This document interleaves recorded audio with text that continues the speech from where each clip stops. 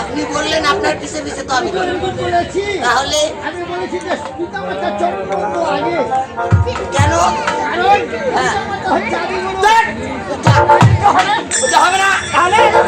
যদি বন্দনা করি হয় আইন পাল্টে গেছে। বর্তমানে বন্দনা যদি করি হয় তা শ্বশুর শাশুড়ের বন্দনা, শ্বশুর শাশুর হচ্ছে বর্তমান আদি গুরু, আর বিয়া করি আইলে বাম্মা হইলে হচ্ছে বুড়া বুড়ি।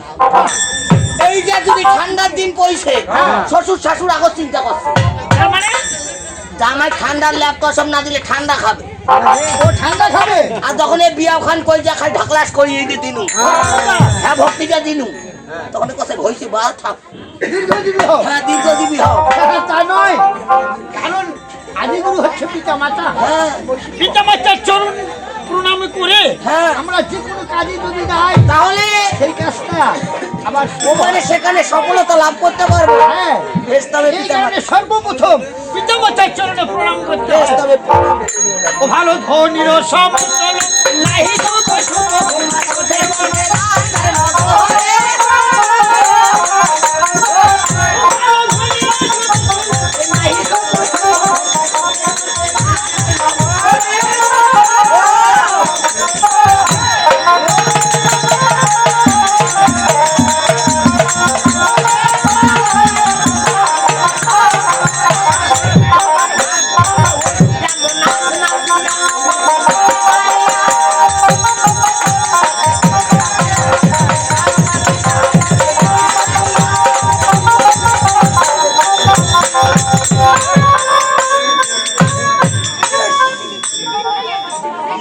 খাই 6-7 মতো বছর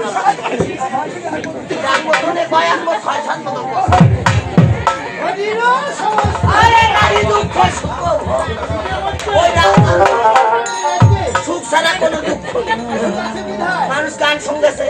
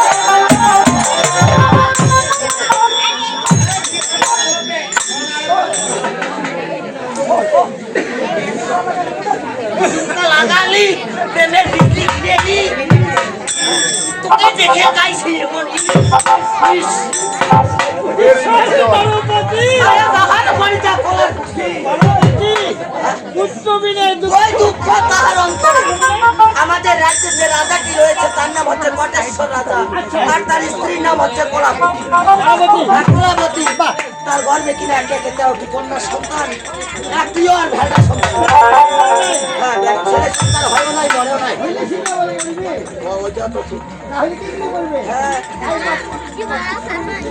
হ্যাঁ, কলাপতি একদিন তার স্বামীগণকে ডাক দিয়ে বলতেছে, বলি গো স্বামীগণ, আপনি যদি আমায় আদেশ করেন তবে আজকে শিব চতুর্দশী বুঝছেন? হ্যাঁ, এই দিনে আমি আপনার আদেশের শিব মন্দিরে গিয়ে শিবের পূজা করতে চাই। অবশ্যই তোমাকে আমি অনুমতি দিলাম। তাই নাকি? বেশ, তবে চলে যাচ্ছি।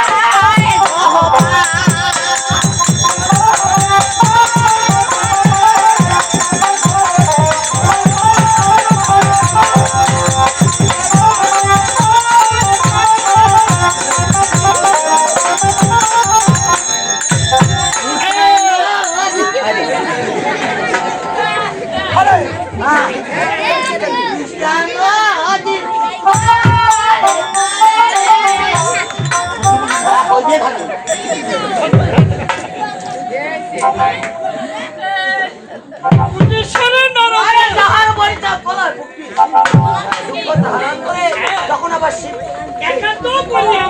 পূজা করে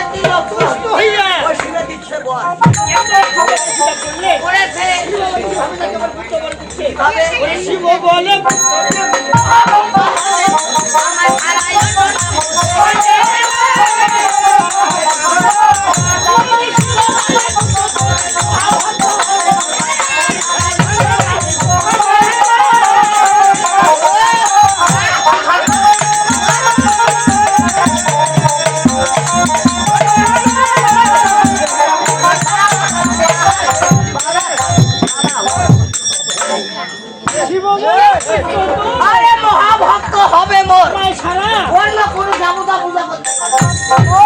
হ্যাঁ, তখন আবার শিবশঙ্কর মহাদেব প্রভু পূজায় সন্তুষ্ট হয়ে গোলাপতিকে বলতেছে, ও গো মা গোলাপতি, আজ তুমি যেমন আমার পূজা সে অন্য কোনো কথা করো না, তেমনি তোমার গর্ভে যে আমার আশীর্বাদে সন্তান দিয়ে আসবে, শিবের শিব দুর্গা পূজা ছাড়া অন্য কোনো দেবতা পূজা করতে পারবে না।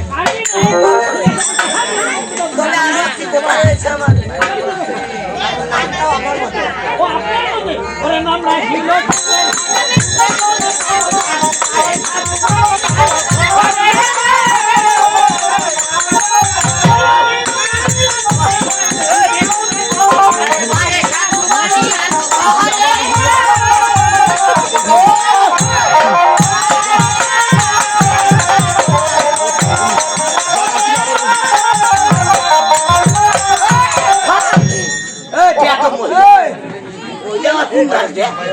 হ্যাঁ, মাইয়া মাইছিল ওই কেমন না শুনলে